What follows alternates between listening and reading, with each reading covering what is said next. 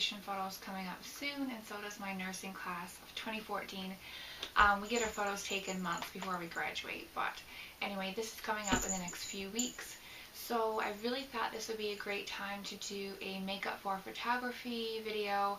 I may turn this into a two-part video because I know my makeup today took a long time because I was allowing time to explain it and stuff like that. So what I'm going to do in the beginning of this intro now is just give you some tips on how to, I guess, have a great look, makeup, and that kind of thing for your photography for graduation pictures. So the first thing that I have to emphasize the most is to get enough sleep. I generally get a very good sleep all the time. I've always been one to sleep a lot.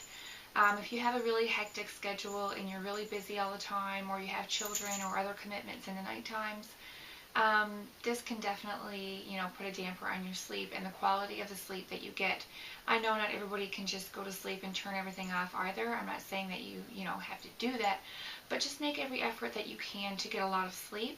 If there's things that you have in the evening for commitments that you could change throughout the day instead, do that. And even if you can grab just a half an hour nap or something in the afternoon, by all means go for it. But the more sleep you do get, the more rested you're going to be, and the less caffeine you're probably going to intake to get yourself through each day.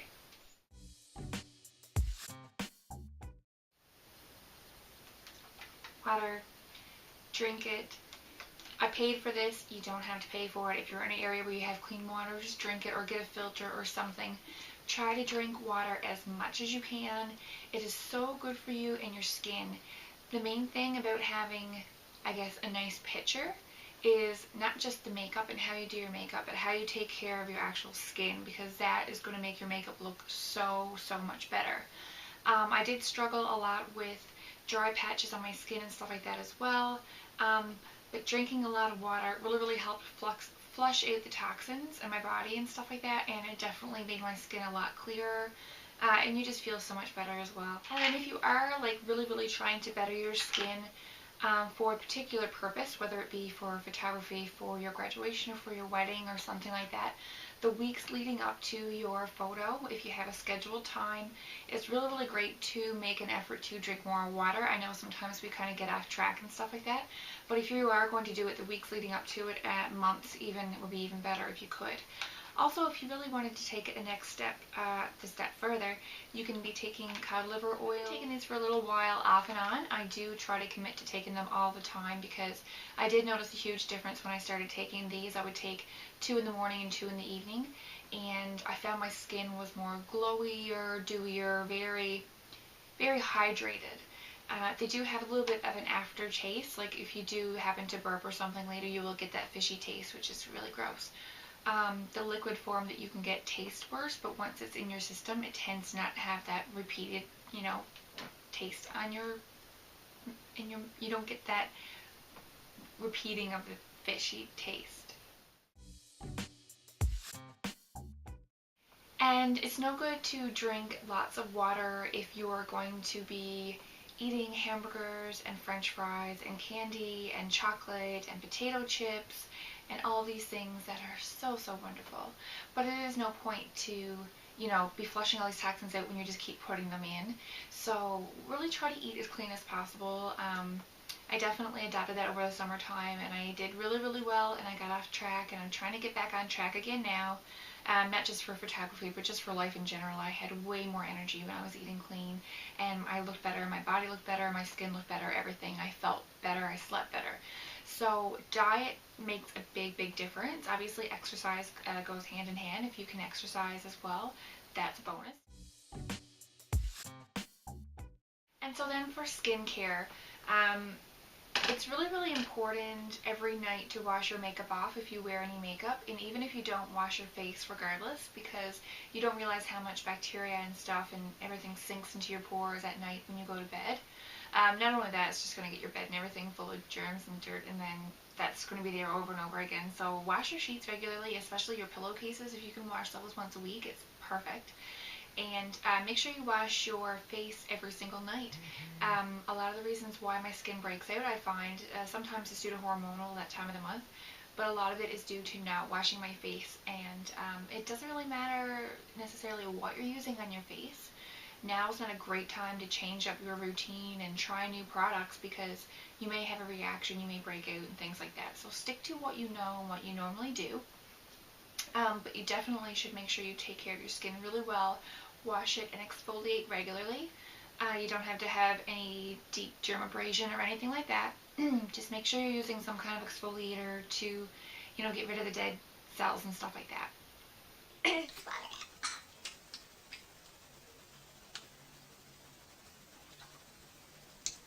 So not only to exfoliate your face, make sure you take care of your neck as well.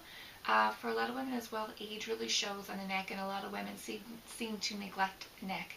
So this is just as much as part of your face as your face is.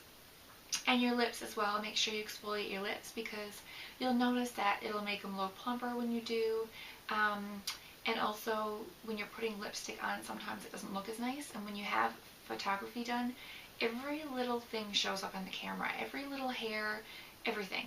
So if you have dry, cracked lips and put a lipstick on over it or a lip gloss, it's just going to emphasize that. So make sure you do take care of your lips as well and exfoliate them. You can get like an e.l.f. lip exfoliant, which is like $3, like a lipstick tube thing of it.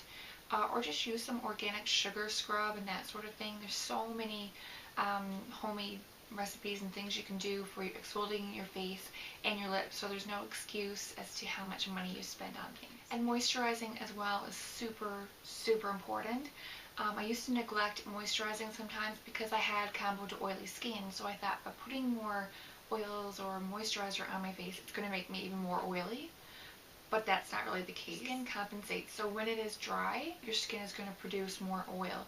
Just like in your hair, like overwashing your hair sometimes makes it produce more oil and more oil. So if you can train your skin and your hair to not produce more oil by moisturizing it and nourishing it, that's going to help a lot as well. So make sure you moisturize every single night and every morning, even before you put your makeup on or anything like that. It's not a step that you can skip. So find your favorite moisturizer, one that you can use. You don't have to have a super thick one in the morning if you're putting makeup on because you don't want it to be too thick and cakey. So just have a nice light moisturizer though that you can use for your skin type. And if you are going to be smiling with your teeth, and you do want to whiten them, I'm not saying everybody needs to whiten them, but who doesn't like to have pearly whites? So I definitely try to whiten them every now and then, and you can do that by limit your coffee intake and wine, red wine and things like that. I know blueberries, and you have a lot of different things that do stain your teeth, as you know. It is kind of hard to limit those sometimes if you are a fan, especially of coffee. I find in the morning, I just feel like I need to have that coffee. But if you limit the intake of them and try using a whitening system in the night times if you can, or if you want to use your Crest white strips, if that's something that worked for you, go for it. Personally myself, I find the Crest white strips to be super hard on my teeth. I have very sensitive teeth, and it's due to using Crest white strips in the past. So I definitely recommend the whitening lightning pens, and these are super booster pens. You can also get the ones with no hydrogen peroxide in them, which are very good for sensitive teeth. But the super booster ones, even, I find no sensitivity whatsoever, and I find they work really well. You just brush it on after you brush your teeth at night and let it dry and go to sleep, and that's it. So it's super simple. You just put it on and go to sleep. If you can't afford to purchase this, which not everybody can afford to buy makeup, let alone whitening systems, just use a little bit of baking soda. I know it's kind of a weird texture, but I used to do this back in the day as well. It's just sprinkle a bit of baking soda onto the toothpaste that you're using on your toothbrush and brush your teeth, and just brush them for a little longer than you normally would so the baking soda has enough time to penetrate into it. And if you didn't mind using something like hydrogen peroxide, I don't really recommend it, but I know people do use a swish of hydrogen peroxide and spit it out. But I would just stick to the baking soda. I find that works really well, just using that mixed in with some toothpaste.